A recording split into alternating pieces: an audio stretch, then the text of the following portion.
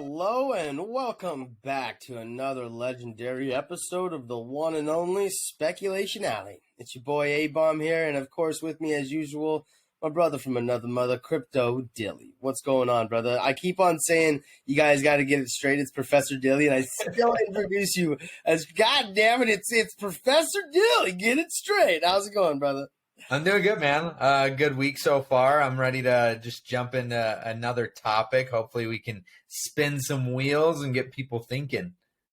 Yeah, and pump our bags. Pump our bags. We need to say it at the beginning and at the end and probably in the middle. This is a speculation space, so pump our bags. Make sure to watch until the end. Yeah, so that you can find out how we're going to pump our bags. So just be aware of the pumping of the bags. Anyways, what are we getting into today? We need to pump a bag. So what bag are we pumping today? All right. So obviously we got 10KTF. What's going on with them? There's not really too much more that we can expand on, in my opinion, as far as speculation from where things are at right now. So what I'm kind of shifting gears into is thinking about how all these different parent projects are going to really fold into the 10KTF storyline. And so ultimately, like on the docket, we got Ranga, we got Deadfellas, we got Chimpers, and we know that Mutant Hounds should be coming into the parent lineup as well. But I personally think, and this is speculation from me specifically, I think Puma will be the first one to be added in as a parent to the 10KTF ecosystem. And there's a couple reasons why. Today is Wednesday, and that means that all the Puma NFTs just revealed. And so people kind of know what they have. And the 1 year anniversary of the Puma partnership is coming up for NFT NYC. So it's my thought process that like they are going to do something at NFT NYC. And so I think that they have to really tie the Puma parent into the storyline somehow before we get to that point in time on the timeline in real life. So what is in between now and NFT NYC? Well, the other side second trip. So I think the story mechanics of what's happening with Puma is really interesting because it's about this, character, the nostalgic Puma that is time traveling through this time machine, right? So something you brought up is what if on this timeline, maybe it jumps forward in time to the point where the other side and Wagmi-san are there. And that is an introduction to the new Puma character for 10KTF. And who knows, maybe it's an emergence of all these different parent projects at that same time. And that would really ultimately be batshit, right? Is having the convergence of all these projects in the other side. And that was what our last video was about, was this basically time and point where everything kind of merges together. So what are your initial thoughts on that?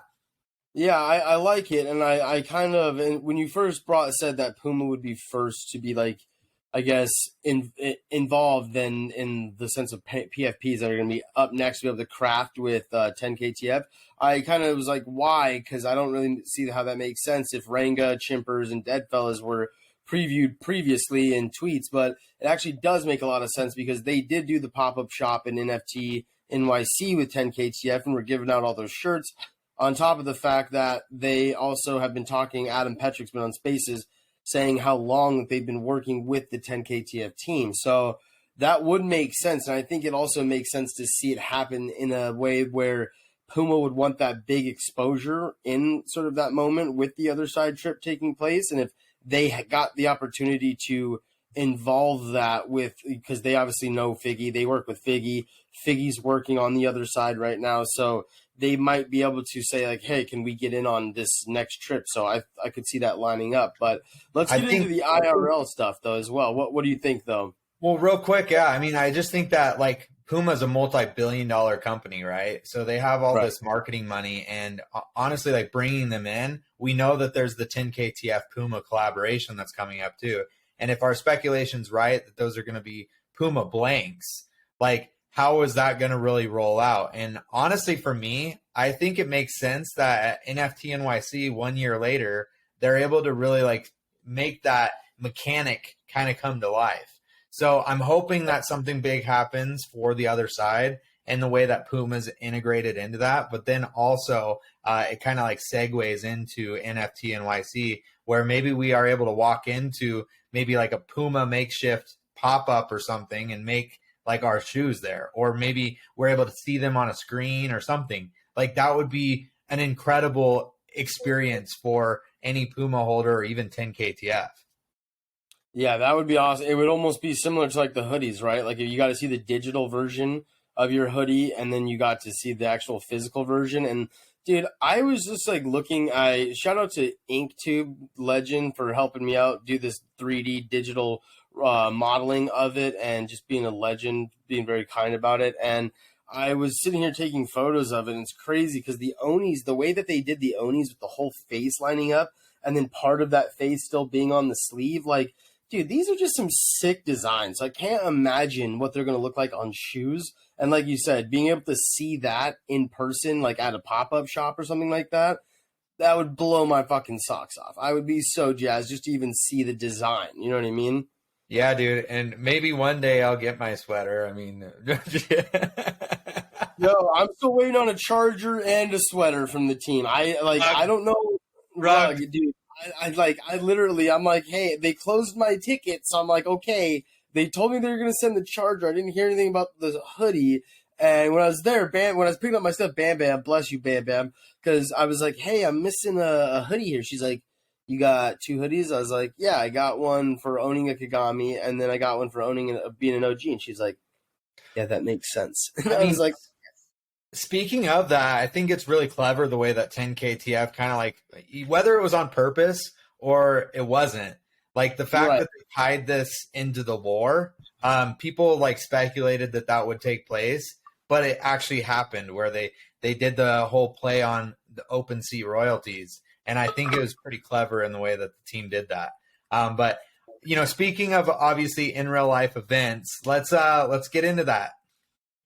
Yeah, so I was listening to a space that Beeple was in, Wrecked Guy space, and he was talking about his event, and 2 things here. So I want to throw a little Kagami speculation in here as well, because the host asked Beeple, are you going to do a PFP, and if you ever did one, what would it be like? And they made a joke. They're like, go just pick one of the animals that hasn't been picked from Noah's Ark yet, right? And Beeple's like, no, I don't know. Like, I don't think it would be like an animal even per se. He's like, but one thing's for sure, it would change. Like, it would be almost dynamic.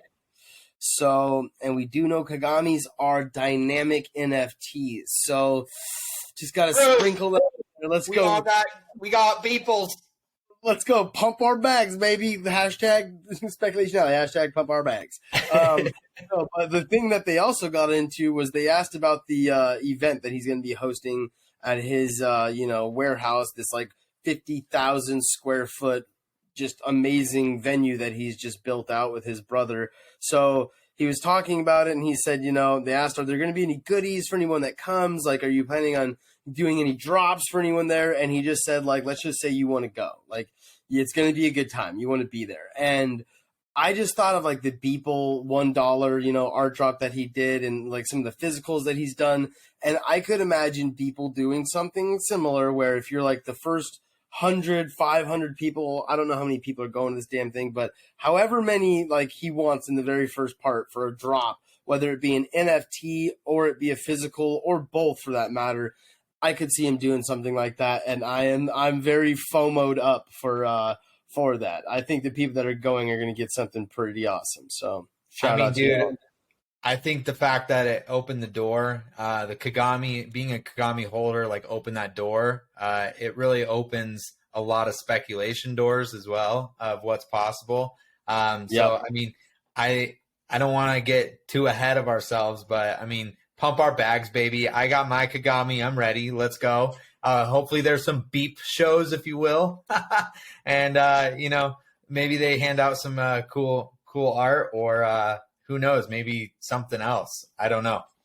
Yeah, there was also I wanted to give a shout out to Brandon on some of his speculation and more so Hopium, because the way that Puma's done some one of ones with the collaborations with other known artists in the space, like salute, super smart, love the approach. Brandon, the legend from New Tokyo Rumors, was talking how he hoped and wished that they would do one with Saboteur from 10KTF. So that would be, bro, that would be a sick one of one if they did that. That's some Hopium speculation for y'all. I mean, as of the filming of this, we don't know what all one-on-ones are available, but as of the viewing of this video, you're going to be able to know whether there's a saboteur or not. I think that no, they're doing the reveal part of it, so you don't have to reveal what you have. That's right. You actually have the metadata, and it's just a choice to reveal the metadata at any given point. So it will kind of work that way, but it won't be a burn. So there's no deflationary supply. It's just going to hold as the placeholder NFT. And then whenever you want to, you go through their manual experience on a website, so that you have a new user experience built in, and that will help to update the metadata, very similar to the way that Applied Primate Engineering adds the metadata onto your key card. That will reveal the actual traits to your Super Puma, but also reveal the image of what you're holding as well.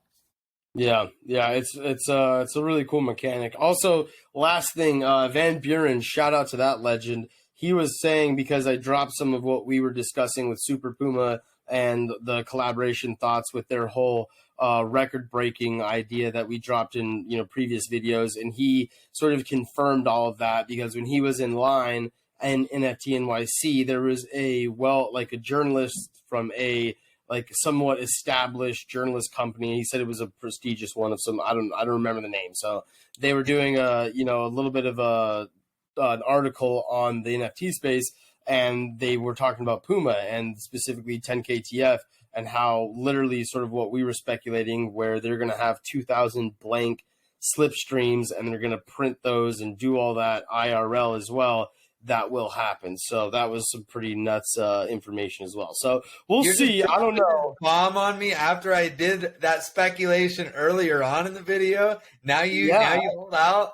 Wow. Pump our bags, baby. You better go get your 10KTF Puma collaboration. But I think that's a great stopping point for this video. I just want to wrap things up. I want to say thank you to everybody for watching our video. If we give you any value each week, if you like to watch our videos, drop a thumbs up and subscribe to the channel. If you really enjoyed it, we talk on a Twitter space about nothing, 5 p.m. Pacific Standard Time every single Wednesday. Hop up and join us. But yeah, this is your boy Crypto Dilly, joined by A-Bomb, and this is Speculation Alley. We'll see you guys next week. Peace.